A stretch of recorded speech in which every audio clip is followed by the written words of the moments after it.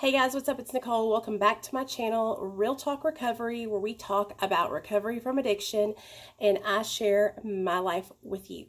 So today, you guys, I got a story time coming your way. I really hope that some of you guys can relate to this, and if you can't relate to it, try to find, the positive message that I'm going to try and bring at the end, because this video is going to be it's going to be a lot. So trigger warning: if you are easily triggered by the talk of needles and syringes and drug abuse, then this might not be the video for you, so you might just want to click off now. Before we get started, if you guys don't mind, please give this video a thumbs up, comment down below, and let me know if you've had a similar experience. Also, click the notification bell, slide down and click all, so that way you get notified whenever I upload videos. I go live every Monday, Wednesday, and Friday at 7 p.m. Central Standard Time. And tonight is Friday, so tonight we have our Medically Assisted Recovery Anonymous meeting at 7 p.m. Central. So I hope you guys will be able to come to that. We're actually going to be discussing powerlessness in this video this evening on our MARA meeting. And so you guys can call in. It's going to be really interactive, and I'm going to share with you guys the first time I realized I was powerless over drugs and alcohol and what I had to do to make a change. So, and last but not least, don't forget to subscribe to my channel, because if you're not subscribed, you're doing yourself a disservice. Join the Real Talk Recovery family and go ahead and subscribe. It's free. So, all right, you guys, this is kind of going to be like the video I made the other day, my first time using heroin, only this video is going to be about my first time using methamphetamine. Okay, so I got to go way back in this video to remember, because I really remember the first time I ever shot methamphetamine, and that was because it was such a it was just such an intense euphoria when I did that. So if I think all the way back to when I first used methamphetamine, I think it was around 17 or 18 years old. I'm pretty sure. And I was hanging out with this guy named Marco. I'm not going to say his last name, but his name was Marco. And he's Mexican, and I met him through this girl named Jessica that I was friends with for like my whole high school career. And so me and Marco used to hang out all the time. I mean, we'd just go driving around, smoking blunts, drinking alcohol. I would stay the night at his house. He was actually dating one of my friends. So we ran around together a lot. Well, one night he invited me over, and we were just getting high, smoking, drinking, chilling at his house. He lived with his parents, but his parents were like addicts too, so they didn't care that we were getting high. And I remember this like very clearly, because he pulled out methamphetamine, and it was like an off-white, kind of like crumbly, not just smooth powder. It was like chunky is what I mean. He pulled that out, and he was putting it on foil. And I was like, what are you doing? He's like, I'm about to smoke some dope. I'm about to smoke some meth, girl. And I was like, what? And he's like, yeah, you want to try it? You guys, first of all, do not smoke off of foil. It literally kills your insides. It's so ghetto. It's so janky. You can do better than that. So what you do, it's called floating a boat. What you do is you take a piece of tinfoil and you fold it in half, and then you fold the sides under, so that way those sides like support each side, so that way you don't burn through the foil, because they meet in the middle. And you put on the middle, and then you smoke it. And what it does is it runs down the foil, and as it runs down the foil, it'll crack back, and then you'll smoke it, you'll light it again, and it'll run down the foil, and then it will literally crack back, and the smoke will be coming up, and you put a straw, catch it like that. I remember the taste of it, it was like battery acid and rat poisoning and gasoline all rolled into one taste. It was disgusting. But the minute I smoked that shit, the hair on my head started raising up. I could feel it growing out of my skull. It was like so crazy. And my heart rate started elevating. And that's what got me hooked on methamphetamine, was the stimulant properties, was the ability to have all the energy in the world, not be hungry, and feel like I was literally Superwoman. And not to mention, when I was on dope, when I was on methamphetamine, girl, it made me feel like I was fine. It made me feel like I was the skinniest girl in the whole wide world. So it just gave me so much false confidence. But back then, I didn't realize that it was false confidence. Back then, I was like, this is the shit. This is where it's at. You know what I mean?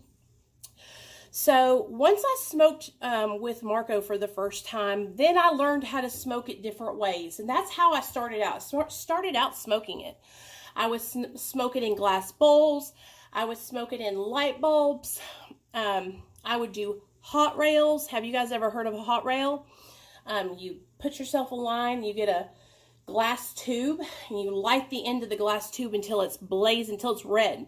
And then you stick the cold into your nose and snort up the powder, and you'll blow out smoke. It's crazy. That was one of my favorite ways. And of course I snorted it just regular.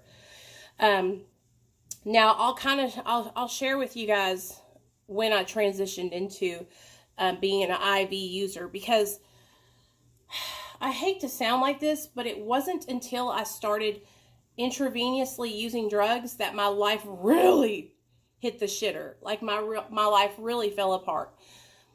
When I started shooting up is when I caught my felony, when I went to prison, when I lost everything, and then I continued to lose everything, because once I shot up that first time, I never wanted to use drugs any other way but through the needle. The first time I shot up, I was living with a dope cook. It was probably like a 2-3 bedroom trailer. And I was basically helping him, okay? I was like his right-hand girl. He was cooking. I was making sure that people that came to the door, were served and then went on their way. We had a camera system hooked up so we could watch people come up the driveway, and we could watch people leave the driveway. We could see everything that was going around the whole trailer, because we had a surveillance system. It was crazy, you guys. One night, my friend girl went into the bathroom, into the back bedroom with the dope cook, and they were always going in the back bedroom. Everybody always went to the back bedroom when they were getting high, except for me and a couple other people. And that's because we were just snorting it or smoking it. And when they would come out of that back room, oh, they would be like blazing, and I could tell. And so I had never seen anyone shoot up before, ever. I was probably about 23 years old, and they walked back out of the bathroom, and I walked up to them and I said, "What are y'all doing? What are y'all doing?" And I went to the back bedroom with them, and that's when they told me they were shooting. They were shooters. And I just told my friend I wanted her to do it for me, and she was like, no, I'm not going to do it for you. And I was like, if you don't do it, I'm going to do it myself. And she did it for me. And right that day when I shot up, I was sprung. I was so hooked that there was no turning back. Now, I was hooked before just from smoking it, but the minute I injected, it was like a whole new world. It was like an addiction on top of an addiction. Everything that I did, I wanted to put it in a syringe.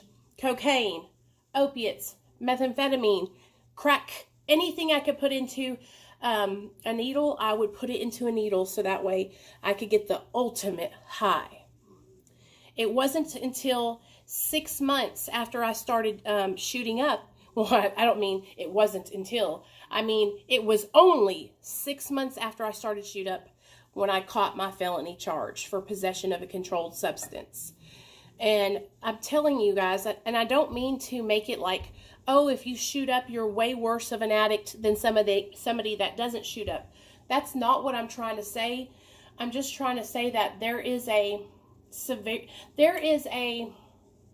there's a severity that comes with injecting drugs, and there is a whole different mindset that comes with injecting. Okay, it's a whole obsession in itself. It's a ritual, and that's what it was like for me. Once I learned how to hit myself, it was a ritual. It was something I had to do every day, and if I didn't do it, then I didn't want to get high. If I didn't have a syringe, I would find one. I wasn't going to waste my drugs doing it any other way than in my arm. So, you know, and I'm telling you guys all these things to tell you that, you know, these are the first times that I can remember using these substances, right?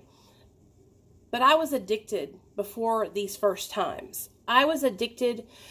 I had the disease of addiction in other areas of my life before I ever picked up a drink or a drug. And so I want you guys to think back in your lifetime to before you started getting high. How was your life? Did you have addiction before you started using? Can you remember having maybe issues with dating too many guys or too many girls? Can you remember maybe having obsessive compulsive disorder and maybe hoarding things? Maybe eating too much, overeating is another addiction. Maybe drinking alcohol, alcoholism, that's an addiction. Even before I picked up these substances, I had the disease of addiction in me, and I didn't have the coping skills to make good decisions.